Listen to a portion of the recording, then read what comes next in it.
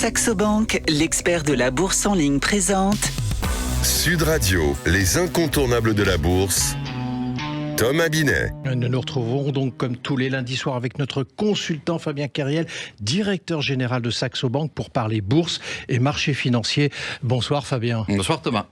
Fabien, c'est la période des impôts, c'est le printemps, donc comme tous les ans, ça revient. Eh bien, beaucoup d'investisseurs se retrouvent face à des questions auxquelles ils ne savent pas répondre. IFU, flat tax, PEA, courtier étranger, la fiscalité boursière, c'est vraiment le parent pauvre de l'éducation financière en France, selon vous ? Oui, tout à fait. Déjà, en France, l'éducation financière a un peu de retard par rapport à certains de nos voisins. Ce que j'ai l'habitude de dire, c'est qu'on est très fort pour épargner, mais on est nul pour investir. Alors, quand il s'agit en plus d'investir de façon fiscalement optimisée, ou en tout cas en respectant les règles et en anticipant, ça devient assez compliqué. Alors, pour améliorer tout ça, Fabien, moi, je vais vous proposer quand même de passer en revue les 5 erreurs les plus fréquentes sur la fiscalité boursière. Si vous êtes d'accord, on commence par l'erreur numéro 1. Alors, la première erreur, on va dire, c'est avant même d'avoir commencé à investir, si vous passez par un courtier étranger, parce qu'il y a des courtiers qui sont implantés en France et qui sont agréés en France, et puis d'autres qui agissent pour les résidents français, mais depuis l'étranger. Si vous ne déclarez pas votre compte à l'étranger, c'est 1 500 € d'amende, défaut de déclaration. Donc, c'est assez simple, c'est un CERFA, le 3916, je crois, mais il faut déclarer ses comptes à l'étranger, sinon on est pénalisé, et 1 500 € avant même d'avoir commencé à investir, ça fait mal. Bon, donc ça c'est un bon point pour commencer. Déclarer, évidemment. Deuxième erreur, Fabien. Deuxième erreur, peut-être l'imprimé fiscal unique. Les banques aujourd'hui en France ou les courtiers établis en France communiquent, et c'est obligatoire, à leurs clients un imprimé fiscal unique qui reprend le montant des cessions, les plus-values réalisées, les dividendes ou les coupons encaissés. Et certains clients se disent non, je vais faire le calcul moi-même et puis je trouve un écart. Parfois, on ne respecte pas les règles du Code général des impôts. Donc, on peut contacter son courtier pour avoir, ou sa banque pour avoir une explication.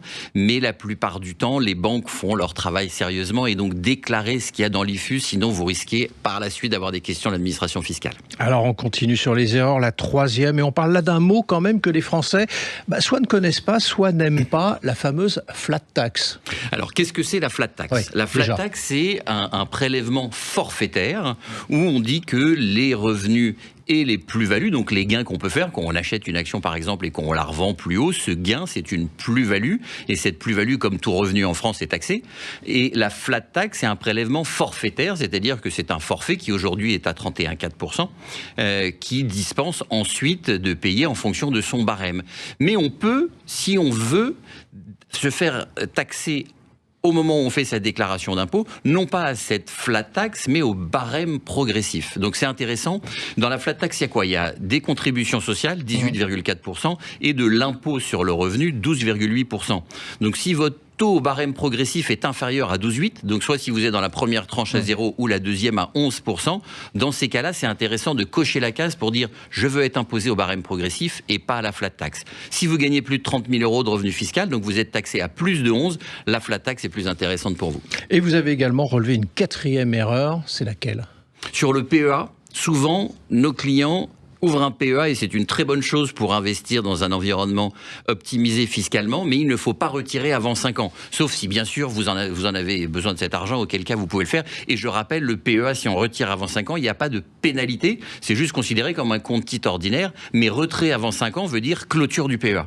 Alors PEA, pour tout le monde, c'est le plan d'épargne en action. Et la cinquième erreur, Fabien, c'est laquelle, la dernière ? La cinquième erreur, c'est quand vous gagnez, vous déclarez des plus-values, vous payez de l'impôt. Si vous perdez de l'argent, c'est agaçant, ça fait mal, mais ces moins-values doivent aussi être déclarées pour pouvoir, les années suivantes, venir en déduction de vos gains. Mais pour pouvoir déduire les années suivantes, il faut bien déclarer la moins-value l'année en question. Et pour terminer, en résumé, Fabien, un message pour nos auditeurs qui arrivent à la période donc de déclaration, peut-être un peu dépassés par tout ce qui se passe. Faites attention à la fiscalité, un gain nécessairement sera taxé l'année suivante. Donc, si vous faites une plus-value, pensez à provisionner éventuellement votre montant d'impôt et pensez à optimiser tout ça d'un point de vue fiscal. Le PEA est très bien pour faire ça. Ça réduit votre taxation et ça évite de payer de l'impôt à chaque fois qu'on vend des actions. Et peut-être que dans certains cas, il faut se faire accompagner, Fabien, parce qu'on ne sait pas tout. Effectivement, si on a des questions, on peut contacter son courtier, sa banque ou des conseillers en investissement financier ou en gestion de patrimoine. Merci à vous, Fabien, et je vous retrouve lundi prochain avec tous nos auditeurs pour un autre numéro d'Oser Investir, les incontournables de la bourse. Et pour ce qui me concerne, je vous donne rendez-vous dimanche matin à 9h25 dans la matinale week-end. Sud Radio, les incontournables de la bourse. Thomas Binet. Avec Saxo Bank, l'expert de la bourse en ligne.